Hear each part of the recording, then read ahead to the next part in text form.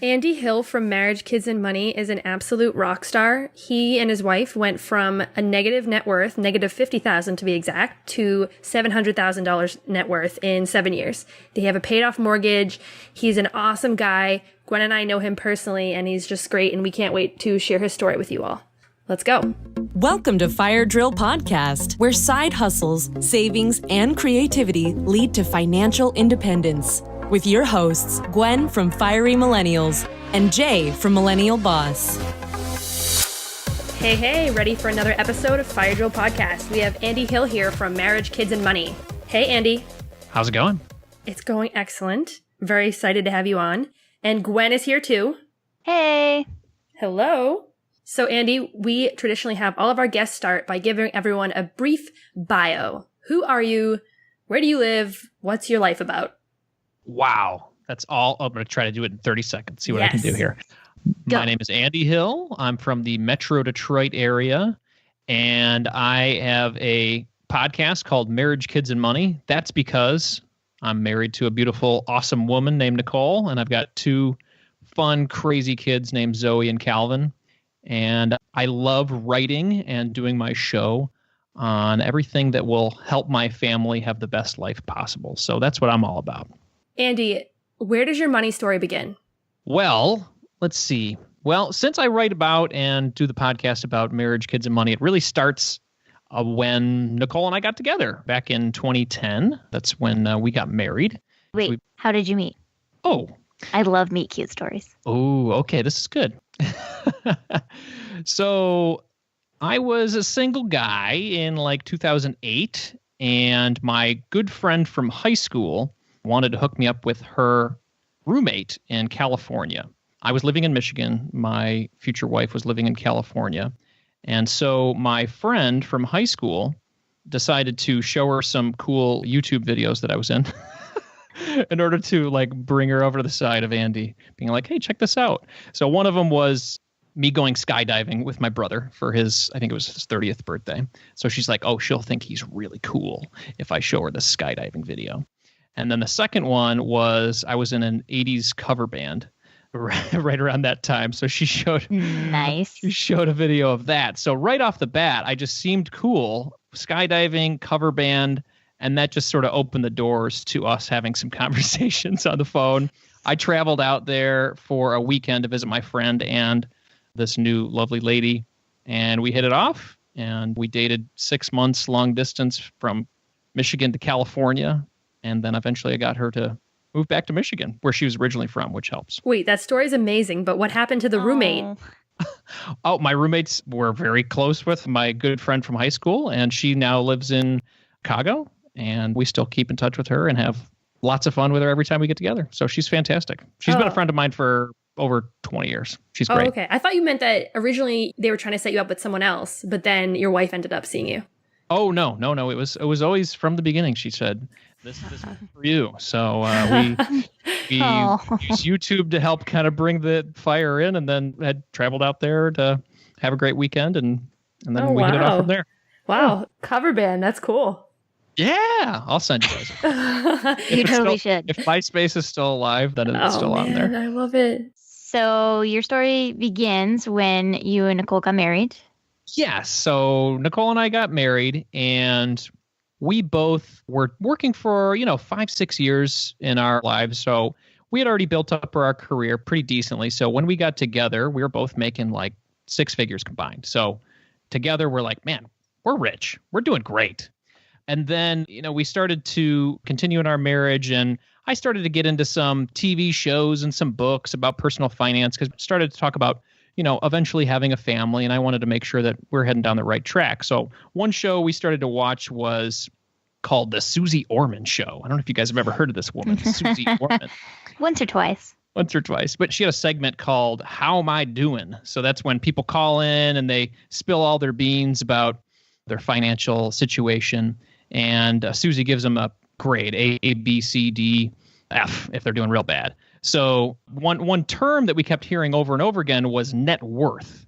And I had really no clue what the heck that meant, net worth. But we figured hey, since we're making six figures combined, we must be doing great. Our net worth must be off the charts. So after the show, we decided to go up to our big whiteboard upstairs in our little bungalow and write on what our assets were and what our liabilities were. Lo and behold, we found out we had not a very good net worth. We had negative $50,000 net worth. We were not rich. We were making good money, but man, we had lots of debt. I was underwater in my home. My mortgage was much higher than my actual home value. I had a lot of student loans. I had a home equity line of credit, that I used like an ATM machine. And my wife had a lease car that we just decided to keep. So she had a car loan of about $20,000. So we had lots of debt. And really at that point, we said, well, we're doing so well on the income side. We don't have kids. We should really do what we can before we have kids in order just to become completely debt-free, no consumer debt, and then before our first child was born. So that's really kind of where things kicked off for us. We wanted to make sure that not only were we making good money together, but we were also on a good financial footing as we were planning to have our family. We wanted to have a great life together, no money fights, things like that to kind of start off our marriage on the right foot. So that's kind of where we started off. Okay, so that's an incredible goal. So how did you guys go about in practice actually changing your life? Like, what things did you do? Yeah, some of the things that we decided to do, obviously, once we saw the numbers for the net worth, that really helped us to kind of put it out there. Otherwise, you're just guessing, how you're doing, and until you actually have a barometer to track, that was really our first step, to track our net worth. And then from there, as a couple, we decided to live on a monthly budget. So we started to get together every month, the first of the month, which we would dub our budget party. And originally this was me coming up with a really kind of neat name to try to draw my wife in to hang out with me and look at Excel sheets.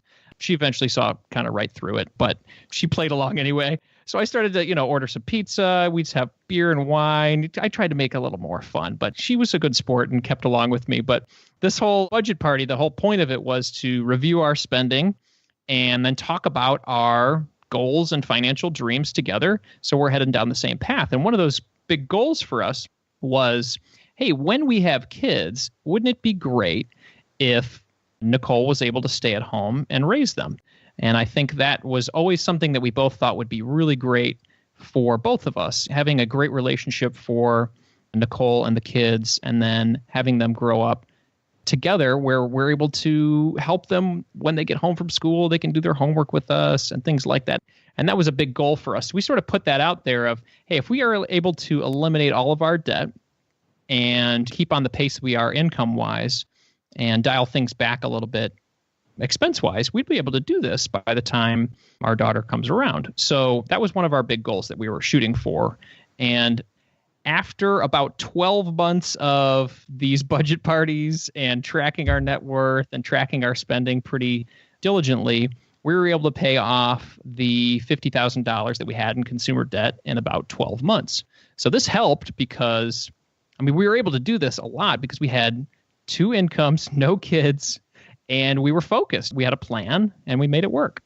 Regarding the stay-at-home parent thing, yeah, my first close friend, she's pregnant now. She's telling me how she just went to a daycare open house and she needed to get on a list for her baby that's not even going to come for another 5 months. She needs to get on a list a year in advance to even get into this infant daycare program. And it was really competitive and really expensive and all this stuff. So this is something that I did not really think about. And I think a lot of parents are kind of in that situation where if both parents have to work, and some people, both parents choose to work and that's fine. But if it's expensive and it's a pretty intense game out there in terms of getting daycare. Yeah, I completely agree. To your point on women in the workplace, I work with a lot of women at my job that actually that are mothers that prefer to work, and that's okay. She's like, hey, I think that's great that your wife stays home, but man, I would be banging my head against the wall if I had to stay at home with my 3-year-old all day. It's just personal preference, right? And, and for the woman I work with at my job, it makes her happy to be at work and leading projects and, having goals that she's working on. And for my wife, she's very excited about being a stay-at-home mom. Of course, there are times where she wants to pull her hair out because she can't talk cars anymore with my son. But all in all, I think she was excited about making the change from where she was in her career. She liked her career, but she wasn't like overly thrilled about what she did, you know? And so for her, being a mother and raising our kids was a big goal for her, and she was excited about that. And I'm very glad that we made that decision together. I definitely don't want to be a stay-at-home mom for an extended period of time, but I am very envious of EU and other places where women, actually any parent, I believe, can take it if a partner wants to take the leave instead of the birth mother. But the idea that you can take a year and a half off and still come back to your career, I mean, I don't know if there's an impact, but it's supposed to be as if nothing happened. That's kind of a nice option, because in the US, it's like, even if you get leave, all of a sudden you got to be back, and then you got to worry about this daycare thing, and it becomes this big hassle, when it's kind of nice that other countries give you a little bit more time and breather room. Yeah, I completely agree. I mean, very family centric with those situations. Yeah, sometimes the leave for women when they're having children and they need to go back to work, obviously for the income's sake, it's shockingly short. I think it's 12 weeks, and most of it is unpaid for some situations, I think, depending on your career. And that's just so difficult to put on the stress of a mother, especially during that very sensitive emotional time of just having a baby. And then you're going through so much, both emotionally and physically, within that first 3 months, especially if it's your first child. That's a lot to put on somebody right after such a big moment in their lives. Yeah, I was kind of thinking, I'm not saying I'm going to do this, but given that I was exploring a dual citizenship route, that could be an option that I look into before I have kids, or transferring to another location for my company. But I don't really have that much of a problem, because my company, they give, for the US, they're very generous in terms of leave. It's nothing close to a year, but it's nothing to complain about either, because there's people in a lot worse situations. But yeah, there may be some, ways that people can take advantage through other countries. Although I want to say that a lot of people say the responsibility should be on the employer, but these other countries, the responsibility is on the government. So it's kind of an interesting thing. Well, leaving it to the companies thus far hasn't really done a whole lot in the U.S., whereas mandated by the government makes it happen. Yeah. Yeah, there's some companies, some tech companies I know out west are sort of leading the charge. Companies like, I think it's Netflix, that have started this sort of, you can take as many days off as possible policies, which I either have positive side effects to them or negative side effects. Sometimes you feel like if I have a set amount of days that I can take off, then you feel like they are yours. But if you have unlimited amount of days, then you don't feel like you actually have anything. So I've seen some statistics that it actually makes people take less vacation time. This isn't for maternity leave, but in general, some of these policies out west are interesting, and they're starting to make their way over. And I would also say that for unlimited vacation, I'm cynical about it, because if you are able to bank your vacation, you don't get any extra vacation days, right? Like when you leave the company, that's it. You don't have a pool of paid days off saved up that they have to pay out. Exactly. You're right. So I'm kind of cynical about it there. If you want the money, but I think this is where financial independence comes into it, because maybe the people who have unlimited days, they're insecure about how they present themselves in the office because they need the job really badly and they're not in a place of financial security. Whereas if you work for one of those companies and you are well on the way of pursuing financial independence and you have a nice little nest egg behind you, taking 3 weeks to go to Ecuador or whatever, you do that because you don't worry. Whereas someone who's like in debt and living paycheck to paycheck, they can't take advantage of that the same way. True that. Maybe. Okay, so back to financial independence story. But I am glad we talked about some of those options. And if anyone out there has pursued like dual citizenship or done something really cool with maternity or paternity leave, or knows about the unlimited vacation days and has something to say about it, let's chat about it in the Facebook group. The link is on our website, firedrillpodcast.com. I think we'll have some good discussions there. All right, so you paid off your debt, Andy. What happened next? So we paid off the consumer debt, and we're kind of hooked with this lifestyle of controlling our money. And we're both still making good money at this point. I think it was the fall of 2011. We paid off all of our consumer debt. And then the following February, we brought our daughter into the world, Zoe Hill. And she's now 6, so time flies. But yeah, at that point, we were still both making good money. Nicole had gone on her maternity leave for a little bit. But the option that we then had was that Nicole had negotiated, which was cool. I mean, this kind of goes on along with what you're saying, Jay, based on us being in a good financial standpoint at that point with a good emergency savings and, me making a good income and us eliminating our debt. Nicole was able to negotiate a part-time role, and that's actually the first time that company had adopted something like that. So that was actually a testament to how hard she had been working there, but also the fact that if you don't feel financially comfortable, you're probably not apt to even ask for that type of situation. So for the first couple of years of Zoe's life, Nicole was able to work 3 days a week and essentially get 2/3 of her salary, which was great because she still got her benefits too. So, I mean, it's a good company. They were able to, work on those types of things with her. And during that time, while she was making 2/3 of her salary and I was making good money, we were just banking money because we said, hey, well, we're going to try to sell Andy's bachelor pad bungalow that she begrudgingly moved into and then buy our family home.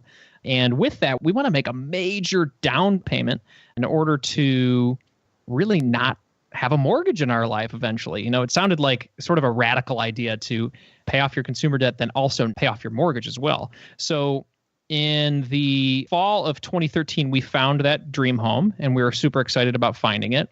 And Nicole and I made a plan, a commitment together that we'd say, hey, we're going to pay this house off in 5 years or less and live completely debt-free. So that was our plan at that point. And through some of the similar steps that we had originally by, having our monthly budget party get-togethers and really saving quite a bit of our money, we were able to complete that mortgage payoff in about 4 years. A good partnership together with Nicole, we became completely debt-free in November of last year. And how much did you say that house was? The house, when we bought it, was $350,000, and we were able to put down about half of a down payment. So I think it was about 45% down, some you say 20% down, something like that. So we did, I'm trying to think of what half of that is. It's about like $155,000, something like that. So that is awesome. Congrats. Thank you very much. We Yes. saved up a boatload of money. We had a young child. We were both making good money, and that helped out a lot. So those couple of years in between becoming consumer debt free and then buying our house, we were able to save quite a bit of money. Seriously incredible. Thank you. What does that feel like? I feel like I'm that person after someone wins the Super Bowl and is like, what do you feel like right now? But honestly, what does it feel like? Well, I mean, not having a mortgage for me, there's lots of debates on whether paying off your mortgage makes sense or not. And I like to grab the emotional side of things. I really feel proud knowing that whatever happens in our lives, we're always going to have this house. We love this house. We love being here. Our kids are going to know this house ever since they were 2 years old and above.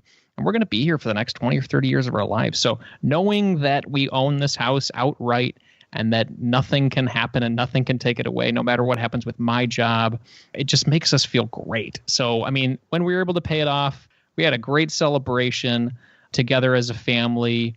We roasted marshmallows while we were burning the mortgage. We made a mortgage piñata out of paper mache, out of our mortgage. We created a piñata out of it and whacked it with some candy and stuff like that. I mean, we made some fun memories that our kids are always going to remember. And we wanted to sort of implant that in their brains to say, hey, this is sort of a radical way of living, a not normal way of living, but it's a great way to live. And it's going to make you feel more secure and allow you to do things that are incredible in your life. So we were really excited about that, and it brought us a lot of joy. When my parents paid off their mortgage, we had steak for dinner. That's awesome too. I love steak. Yeah, it was really funny because my mom and my stepdad sat down all serious and they're like, we have an announcement. And of course, I was 13 or so. And so my sister just looks over at them and just busts out laughing and leaves the table because she thought they were going to announce they were pregnant. And instead they had the mortgage paid off. But you know what? You remember that though, right? I mean, Totally. That was a huge deal for you and your family. And that's such a big deal that your parents did that. And you're going to remember that your whole life now. Yeah. Well, and it was a really good thing for my family that would happen because that was 2003-ish. So just a couple years later came the crash and my stepdad getting laid off. So he was able to keep the house even if he didn't have a job. Exactly. I love that. That's an incredible story. That makes what I said feel better. Thank you. Have you been able to take any professional or personal risks because you have the mortgage paid off? I felt a entrepreneurial itch, I guess we'll say, over the past couple of years as I've gotten my financial house in order, we'll say. And it makes me want to try things that I haven't tried before. I've never been an entrepreneur before. I've always been a hardworking guy out of college. You get your job, you work as hard as you can, you get progressively levels of, promotions and raises and things like that. And that's great. I think that's a great way to build wealth. But I've been very excited about some conversations that I've had through this community we're in about diversifying your income and creating multiple streams and the importance of that. So I've started the podcast and the blog and found different avenues to start to build different income streams. And it's made me really excited. So I haven't really, made any plans or changes with my current job. I like where I work. It's a great place. It provides stability and gives me a great opportunity to be a leader. And, eventually I might consider some changes, and just having that ability to have that option in the future to say, hey, maybe I'll do something else completely different makes me feel really good. But I think I've heard the term FIOR, financial independent optional retirement. I like that too, where you sort of have the option to make a decision if you want to. I love that. I was really excited to bring you on this episode because traditionally in the financial independence community, which is a very non-traditional community, so it's funny we even have a way of thought, but typically the math should rule all. And if you're getting a low interest rate and you could get a higher interest rate in the market, especially if, maybe your interest rate is like 3% and the market's 8% historical and was currently returning like crazy more than that the money belongs in the market. Especially, you should not pay off a low mortgage. But lately, my goals have actually changed too, where my husband and I, we want a paid off house. Like that is critical to our financial independence path. I want to be able to wake up every morning and have somewhere to live and, work at Starbucks if I have to for food, or be an entrepreneur. Like I don't want to have to someday worry about not being able to pay my mortgage. So my goals have completely changed on that. I completely agree with you too. And, some of the things that pop up even in that debate, yes, the math, especially over the past, 9 years, everybody can seem like a genius with regard to investing in the stock market because it's been so gangbusters, right?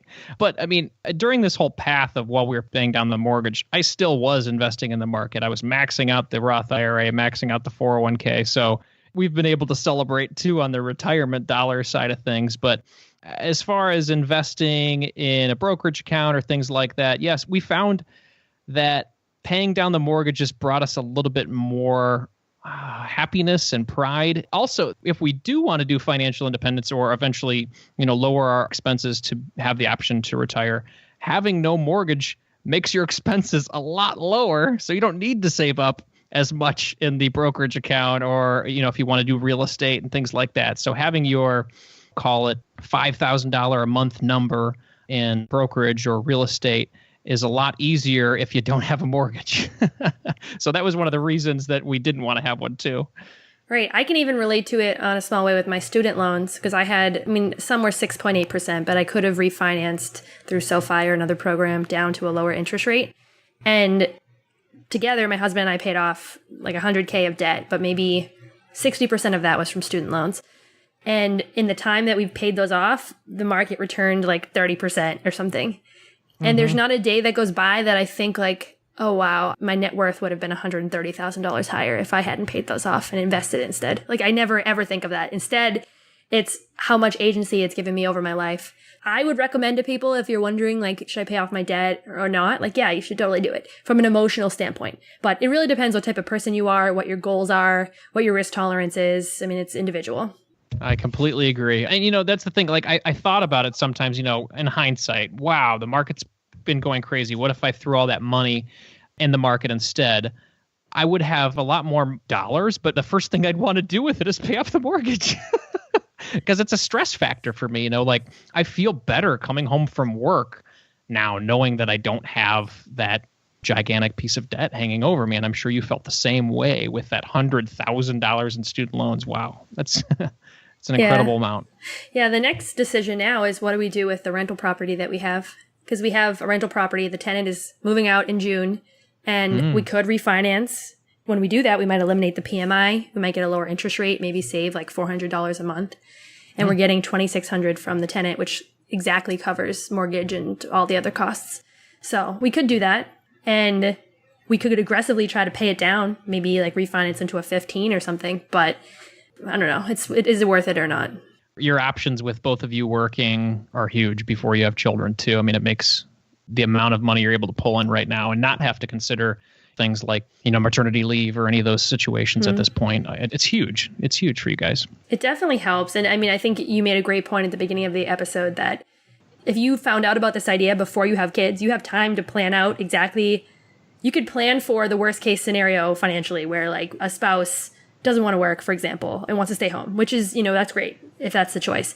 The people who already have kids, they may not have an opportunity they can't go back in time and pre-plan it, but definitely helps if you can just think ahead like 5 years with that stuff. That's true. Absolutely.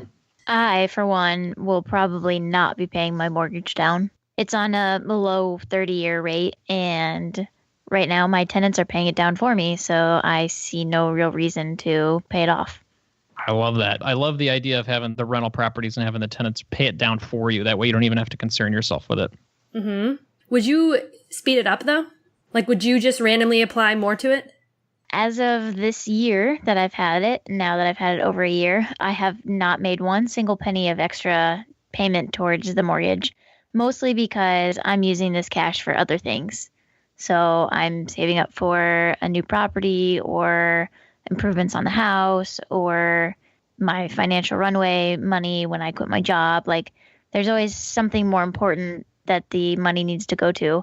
I already have a lot of money tied up in the equity that I can't get to. And so I don't want to tie up more of my money right now. Mm-hmm.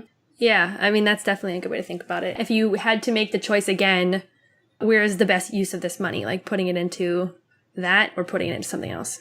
Yeah. So, yeah, interesting. Okay. So, Andy, I have to admit, you posted an article maybe 2 weeks ago, and it was how my wife and I increased our net worth $700,000 in 7 years. And when I first saw that, I was like, what? Who did that? Like, that's crazy. And the awesome thing, you used the financial independence terms, but I didn't know that you self-identified as interested in FIRE person. Yeah. Yeah, that's awesome. Yeah, I'm interested in it. I've been digging it for a little while. I mean, for the past couple of years, I didn't even know it existed. I mean, a couple of years ago, I stumbled upon it like a lot of people do.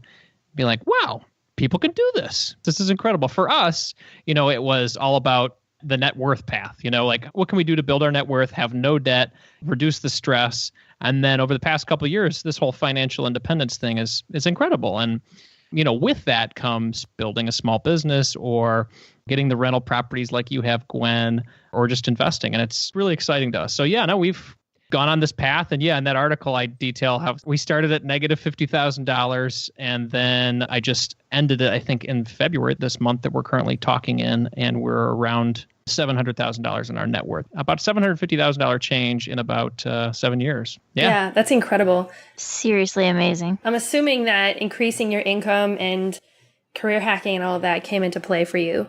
How important was that? Absolutely. Yeah, I mean, a big portion of that is making a plan from the beginning, obviously, and then setting targets for yourself. But yes, a big part of it was increasing the income throughout that time. So Nicole and I, ever since Zoe came around, ever since we started to pay down the consumer debt, we decided that living on 50% of our income was what we could do. And we've been doing that since 2011. So being able to save 50% and throw more at the mortgage and then more in our retirement has helped us to completely build our net worth. And yes, through my various jobs that I've had from that beginning, I've been in a sales role. So with sales, you get the opportunity to say, hey, what's my target? And if I exceed it, what do I get from that? Obviously, bonuses, commissions, things like that. So at a young age, I got pretty excited about, some of these things about paying off our debt and paying off our mortgage that I said, hey, wow, if I really kill it at work, then we can hit these goals that much sooner. So the past 2 companies I've been at, I've set some sales goals, records that my companies have really appreciated. And with that, I get a lot of reward for it.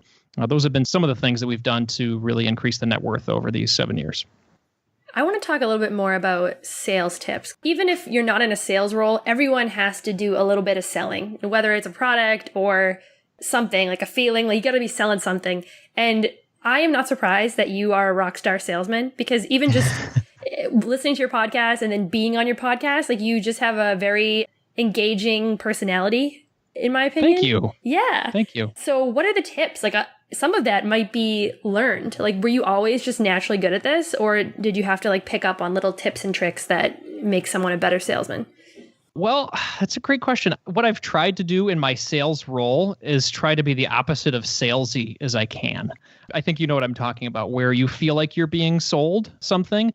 I'm more of a relationship kind of salesperson where I spend some time getting to know my clients, getting to know their needs, and finding solutions that are actually helpful for them as opposed to pushing a product or a service down their throats. And obviously, giving away a lot for free in the beginning, whether that's my time or our advice or just the service that we'd provide in the beginning, just so they know what they're getting, is a great way to start any relationship, whether it's just personal communication or selling a service that you have with your business.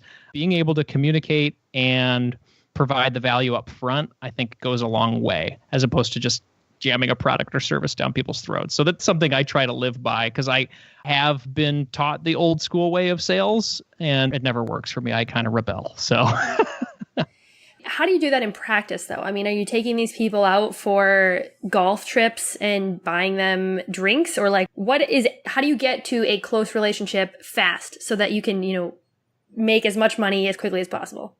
That's a good question. Well, I'm thinking about specific relationships I've had in the past. I think that some of the more successful ones have been where I have the opportunity to spend some personal time with them, whether, like it's going out to dinner and learning just about their lives and not talking about work, not talking about our services, not talking about our products, but talking on a personal level about who they are and, what their life's all about. Because at the end of the day, I think our clients just want to work with people that are nice and that are cool and that they feel like they have their back, as opposed to, again, trying to sell the service or jam it down their throat. I think people want to work with just nice people. So I'm trying to be a good person. I'm trying to be a good communicator. And I think that hopefully that comes across in what I do, not only at work, but with the podcast, like you said. Thank you very much for that compliment, Jay.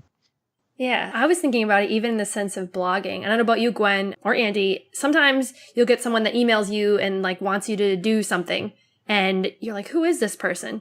But if this is someone that has tweeted with me a couple times or like DM'd me, or I've met them in person and we talked about random stuff, I'm like 100 times more likely to help them or do what they're asking me to do. Because that person's giving. Mm-hmm. And in order to receive, you got to give, right? And I think that's very prevalent in the blogging world. And ever since I started, I found that everybody has been so kind, as long as you also provide kind things. Because especially in our little world, it's all about sharing and retweeting and commenting and guest posting when people need help and things like that. And if you're able to be kind and, give, I think you get a lot in return as well. Yeah, no, I don't think I could say it better. I think that collaborating with people in the community is the true way to get ahead. Business is completely different from the blogging community. In business, maybe you don't collaborate and you forge on ahead and get ahead that way. But blogging, I don't think it's possible to succeed without the community. No, it's not. And to take it away from blogging, because not everyone listening is a blogger, but yeah, I mean, I think it's just be a legit human first and then make money second. I think that's perfect. I think that's exactly it. I think, think about the person that you're communicating with or you're working with or talking to first and what their actual needs are, and truly listen, as opposed to thinking about what you're going to say next or what you want out of the transaction. I think that goes a million miles farther. Very true. So beyond being a salesperson superstar and increasing your income, what else did you do in terms of financial hacking to hit that $700K in 7 years? Well, I think paying off the mortgage was fantastic. That really helped us to, eliminate a lot of things that we had on our liability side. Actually, that we have no liabilities anymore, but we were able to max out our retirement savings, and that helped on the 401k side. At my office, I have a nice matching program for what we do with our 401k. Nicole and I have taken advantage of our Roth IRAs. Even though she doesn't work, I don't know if a lot of people know this, you can still do a Roth IRA for a non-working spouse. So that's a great thing that we take advantage of. We've also started to take advantage of an HSA as well. So all of the taxed advantage retirement vehicles we've been utilizing to increase our net worth and also reduce our tax exposure. We also kind of got into the the travel hacking side of things over the past year after I found a website called Travel Miles 101 with one of our buddies, Brad Barrett. It's a really kind of fun world that Nicole and I have both found some fun in. We're travel hacking ourselves a trip to Cancun for the four of us in the next couple of months. And it's going to cost us, I think, all of like $95 for this $5,000 trip. So that wasn't really a net worth booster, but it's been a way that we've been able to save money and still have a lot of fun as a family and still head down this path together. So those are some of the things that have been helpful. Share the dirt. How'd you hack that trip? Oh, I'm not going to be able to tell you the exact cards, but in the beginning, it was the Chase Sapphire for both of us. And if you're going to do it with your spouse, that is the true bonus, because before this, we were super into the Dave Ramsey lifestyle, pretty much from like 2011 to 2015, something like that, where we had no credit cards whatsoever because I kind of went nuts on that. And eventually we realized this is kind of a silly thing to do because we're spending the exact same money we would have spent if we had credit cards. So let's go back to credit cards. So 2 or 3 years ago, we said, hey, let's go back. And we were just doing the cash rewards one. So you get like 1.5% and we'd get some cash rewards, which was nice. But then we found out, wow, you could actually hack some trips. So we did Chase Sapphire. And then in order to get the miles for the trip, we did the Delta cards and the Delta Amex. And now we are both doing the Capital One Venture cards because that's going to help us to get the taxes paid for on our flights for free. So when you buy an international flight, you still have to pay almost like $100 per ticket on the taxes, but we're going to be able to offset even that $400 between our 4 tickets with the Capital One Venture. So flights are going to be paid for through our Chase points and the Delta card. And also our Chase points are going to take care of the all-inclusive resort that we're going to be going to with the kids, with an awesome kids club. And then the taxes will be paid for with the Capital One Venture. So if you're going to do it with your spouse because you get double the amount of points and you're able to go on some epic vacations. So I highly recommend it. Can you explain the taxes thing to me? I don't understand how that works. Yeah. So let's just say on Delta, you're going to buy a flight that costs you 70,000 miles. They still charge you some international taxes. I don't even know what they're called, but essentially it costs you money, about $100 to still buy that ticket, even though you're buying it with points. So when we're paying for those taxes, we're going to be using the Capital One Venture because of their bonus miles structure, which essentially takes care of travel costs. And then that will be free for us if we use that card. Does that make sense? For instance, I have bought several flights on miles, and it's cost me $11.26 for taxes. But they're domestic, not international. Exactly. That's the difference. I knew that there are fees, but I don't get how that card waives them. Because it's considered travel cost when you're purchasing it with Capital One Venture because of the bonus structure. So with the bonus miles, it's a little different from some of the other cards. And Gwen, you can back me up if you know what I'm talking about here. I'm kind of a newbie. But that essentially covers any travel costs. So if you're going to buy a rental car, you're going to buy a hotel, it reimburses you for the costs that you would put on your card that are associated with travel.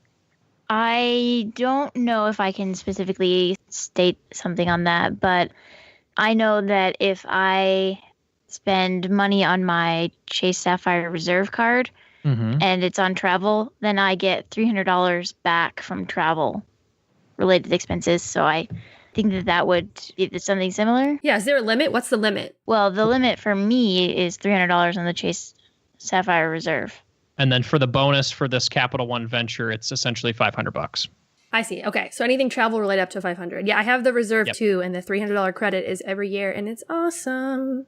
That is cool. And global entry reimbursement. So I just got global entry this week, and I'm so excited about it. I'm getting that when I move up to Minnesota, and I'm super, super stoked. Woo-hoo. I'm very excited to be able to go to the airport on a weekday and be able to go do my appointment. The best thing is, depending on your employer may host events, because whenever employees have to travel internationally, if it's easier for them, they may have a global entry event and just have all the employees go. And that's how I got to do it. It's pretty sweet. All right. Well, Andy, those are great tips. So if people want to learn more about travel hacking, what resources are you getting into? It sounds like Travel Miles 101 is an awesome Facebook group, by the way. I'm in that one too. Where else are you reading? I really dig Travel Miles 101. I've spent some time on Points Guy, but that Travel Miles 101 Facebook group has been super helpful. The way it was structured and the free course that's set up on there by Brad and Alexi is super helpful. It puts you through it for free. And the only thing that they ask, obviously, is if you're going to go get the cards, then you can buy them from their site, and that's how they can make some money. But they also have that Facebook group. It really helps you out. If you have little individual questions, you throw it out there in the group and they help you answer. It's just a group of like-minded folks that are loving the free travel. Love it. Yeah, when I got my first Chase Sapphire, the preferred, I think I used Brad's link. And I have no problem using someone's link. I mean, I want them to keep posting awesome travel hacking secrets. So yeah, let's encourage them to do that by using their links. Sweet. All right. So Andy, thank you so much for coming on tonight and sharing your story. I think it's about time for the final two. What do you think, Gwen? I think you're right. It is time for the final two. Woohoo. All right, Andy, we'll kick it off with a softball. So where can people find you? If you go to marriagekidsandmoney.com, that is the best place to check out my blog and links to my podcast. And if you go to Apple Podcast or Stitcher or Google Play, you'll be able to find the Marriage, Kids, and Money podcast there. So many great guests. That's definitely one that I am subscribed to and listening to whenever you put out episodes. So highly recommend that. All right. Last question, Gwen. Last question, Andy. If you could do anything, you could have anything you wanted in the world, what would be your wildest dream? Go deep. Well, let's see. I would love to develop a business with my family where I'm truly helping people to advance their lives. And I'm not sure exactly what that charity or business is, but as long as I'm doing it with my family and I know that I'm truly helping people, I think I'd be really happy. And what is your non-money podcast answer? My non-money podcast answer. Yeah, come on. Don't you want to like fly or be invisible or be able to teleport or have an island in the Bahamas or be in an 80s cover band for real? Oh, well, yes. Okay. So when I have unlimited time, which is probably going to be coming soon, I am definitely going to learn an instrument, and then I'm going to be starting this 80s cover band up again, man. Woohoo. Hey, actually, I am learning guitar. This is my second week, and my fingers hurt less. So anyone who's ever picked up a guitar, I was so discouraged trying to learn it. I only could hold it for 5 minutes, maybe even like 5 seconds, really, before I start complaining. So I'm really psyched now. We got to start like a little personal finance band then. I think we should. I will be out of this. My musical talent is limited. You can be the voice, though, Gwen. We need a lead vocalist. Like I said, my musical talent is limited. Okay, well, we'll leave it at that, guys. Thank you so much, Andy. Thank you. Thanks for listening to today's episode. Go to our website, firedrillpodcast.com, to continue the discussion and get the link to our private Facebook group. If you like us, leave us a review on iTunes. If you're like me, you have no idea how to do that. So, in the podcast app or in iTunes, search for Fire Drill Podcast, find it, click the reviews tab, and write something to make my mother proud of me. We read every single review and want to say thank you from the bottom of our hearts for making this podcast possible.